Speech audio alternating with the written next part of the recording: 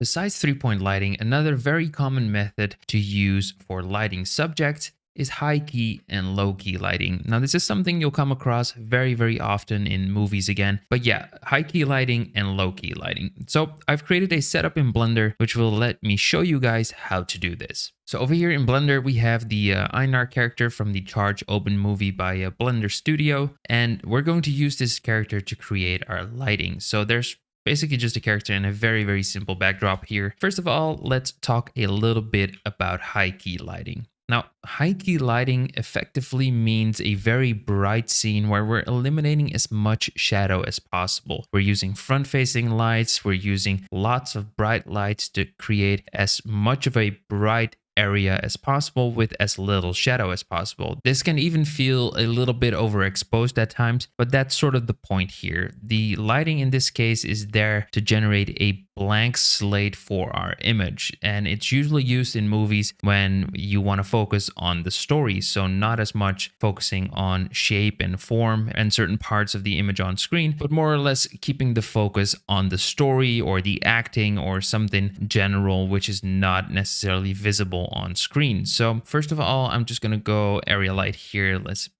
get that in there, take it up there.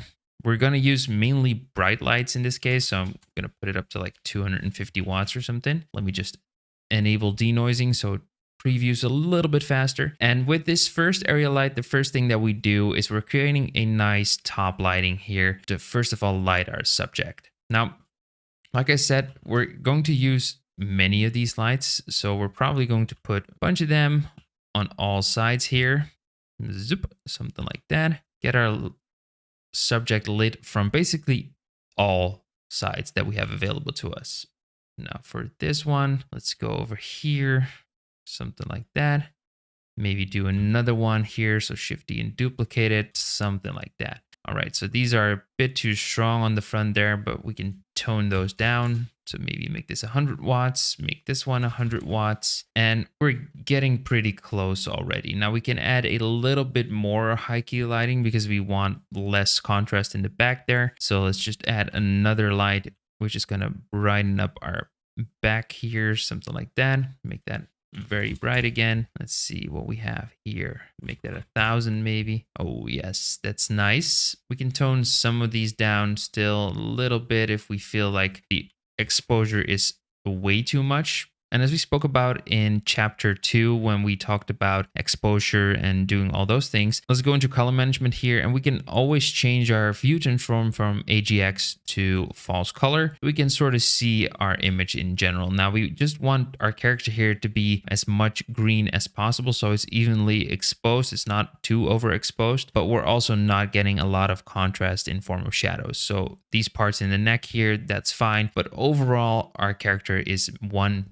solid green color, meaning that it's fairly well lit in the current setup. Now, over here with the AGX view transform, we usually go to something like punchy, but that's adding in more contrast, and we don't want that. So we want very low contrast even, or maybe we want medium low contrast. We don't want too much contrast. That's like one of the main things with high key lighting, not too much contrast. Now the one at the top here, I'm going to make that stronger still. And I think we're getting pretty close, looking nice. And we're just going to add in a few more of these to add some additional form with backlighting, something like that. And let's do another one on this side. Perfect. Basically, this is an example of high key lighting. Our object is almost fully exposed. Everything is lit. Now, the final thing that we could do to add in a bit more of an interesting look is we could just add in an HDRI. So I'm just going to go, whoops, there's a bunch of textures there. Environment texture, open that up. And we're just going to look for one in my library here. I think I'm going to use one of these ones, which is already low contrast with lots of light, like this one, for example. And there we have it. So as I said, our character is now very well exposed. Everything is lit up. There's hardly any harsh shadows. There's hardly a shadow on the floor here. So with this high key lighting setup, we can create a way for our model to look as unbiased as possible. What I mean by that is there's no contrast, there's no visual storytelling going on for our character. We're just getting our character and seeing it as it is. And that is what high key lighting is for. We're putting the emphasis on the character or on the story, but without having light doing that storytelling for us. All right, so now let's go back into Blender and have a look at low key lighting. Now, as you probably expected already, low-key lighting is the exact opposite of high-key lighting. And what I mean by that is that instead of having a bunch of lights lighting our subject evenly, in this case, we'll use very few lights, which create a lot of contrast and emphasize the form and silhouette of our object here. For starters, again, we're going to add in an area light. And in this case, we're going to move it behind our subject. So let's go something like this. This will create what we like to call silhouette lighting, and we'll cover that more in one of the next lessons. But this is just a great way overall to add some sort of contrast for our form here. Now we're going to go area light. Let's re-enable the overlays here. We're going to put this somewhere so we can create as much of a dramatic look as possible. I think I'm going to put it on this side actually. Kind of like that. I'm just going to decrease the spot size here. That's one of the things with low key lighting. Using lower spread lights like these or smaller sizes like these, we can create harsher lighting, which is a great way to get that contrasty look, right? So we'll just go something like that. Basically, this one single light is already taking us like 75% of the way there. We might just duplicate it.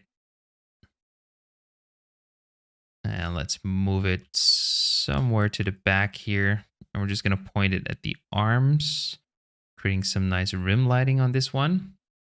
Going to increase the strength a bunch. And let's make sure our background is actually all the way black so we get as little of this going as possible, something like that.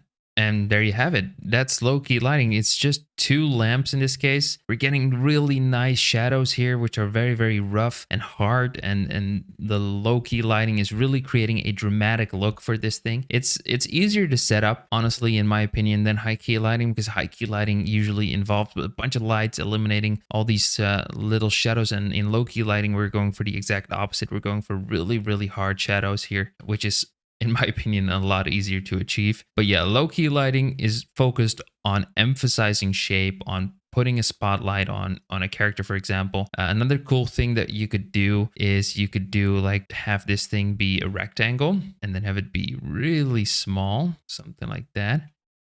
We're just going to put this guy really close, something like that. And now we're creating another very, very interesting shape, right? Because we're using this sort of small beam of light. We're getting all of these interesting looks that we can use to highlight our character.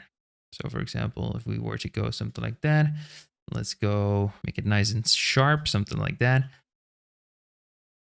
And we can create this nice beam of light going across our character here together with this contoured sort of rim light at the back there. This is another great example of low-key lighting. It's a lot more dramatic and it's way more focused on the subject instead of the story around it. And again, I'll show some examples of it being used in movies or in photography, for example. And it almost always results in a dramatic or epic looking shot. So to summarize that, low-key lighting creates a more dramatic image and high-key lighting creates a more plain and honest look for your subject. Choose whatever you want, but make sure it fits your story. That's all for high-key and low-key lighting, and we're going to move on to ambient and silhouette lighting.